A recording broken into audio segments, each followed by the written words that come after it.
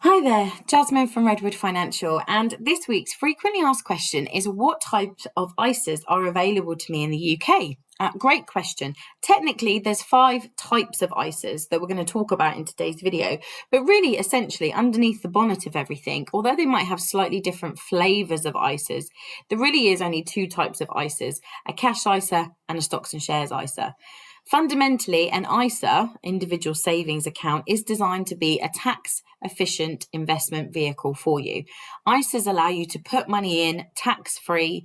Any growth that you get in the ISA is also free of tax. So all of your interest and growth is completely free of tax. And when the time comes that you want to take the money out and spend it, then also you have tax free withdrawals as well. So there's no capital gains tax, no reporting on income tax whenever you choose to take the money out of the ISA. So ISAs are hugely beneficial. They're massively tax efficient and they're often underused in this country. So first and foremost, no matter what type of ISA you use, absolutely, we love ISAs in all of their forms. But starting at the top then, the first one that probably most of you have had maybe some experience with is a cash ISA. As the name suggests, this ISA you've probably taken out with a bank or building society, and you're probably getting a small nominal rate of interest. As I said, the good thing about the ISAs is whatever interest you're getting on your cash ISA, it is at least tax-free. ISAs in the cash form are a great place to start if you've never had experience with ISAs before, and that's often what we find is most people have had experience in opening just some cash ISAs and experimenting with them for the time being. Moving forward, though, we then move on to stocks and shares ISAs. And this is really where ISAs come into their own because we have that tax-free allowance that's able to grow free of tax. Stocks and shares ISAs allow us to actually invest our money, not in cash, but actually within a portfolio. And that could be a mixture of stocks and shares invested around the world, but actually targeting now a decent level of return and growth, which is really positive because all of that growth is then going to be tax-free for us.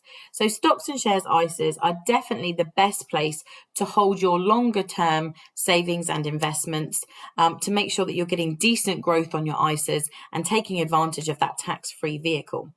The allowance for both a cash ISA or a stocks and shares ISA is £20,000 each. So you don't have a disadvantage if you decide to use a cash ISA or a stocks and shares ISA. Your allowance is the same no matter which type of vehicle you choose to use. But then things start to diverge from there. We've got some flavors of ISAs now. So we've got the stocks and shares and the cash ISAs as our standard starting position. But then we also now have this thing called a lifetime ISA. The government introduced it a couple of years ago, and it was designed to basically encourage people to do more savings, whether it was towards buying their first property or whether it was towards retirement. So the lifetime ISA has a reduced amount of allowance of only £4,000. However, what you do get is a 25% government bonus. So effectively, for every £4 you put in, the government puts £1 in. And so you get this little bit of government bonus and boost up of your ISA value. So that's really exciting. On top of course, still having tax-free growth. The downside with the lifetime ISA, though, is you have got some restrictions about when you can take the money out and what you use that money for. If you don't use it to fund your retirement or fund a property purchase, then you basically lose that government bonus in the form of a penalty that's applied. So it's really important that you understand all the terms and conditions and the restrictions associated with a lifetime ISA before you put your money there. We then also have an innovative finance ISA. So an innovative finance ISA is essentially like a stocks and shares ISA, but the stocks and shares ISA underneath it is specifically investing in what the government deemed to be innovative finance. And this is really targeted towards encouraging investment in the UK into things like peer-to-peer lending.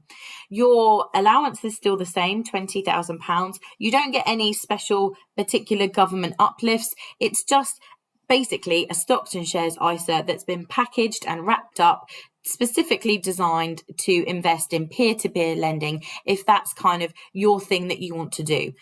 Obviously, peer-to-peer lending does come with risks that are possibly higher risk than that of normal stocks and shares investment, and certainly more than cash ISA investments. So you need to make sure you understand what you're doing if you're going to invest in that slightly higher risk type of investment strategy, but potentially the rewards and the payoff could be very beneficial. So it's worth investigating. And then lastly, you have the junior ISA. So for everyone else in the country, your cash ISAs, your stocks and shares ISAs, your lifetime ISAs, or your innovative ISAs are all for over the age of 18, and you have to be a UK tax resident.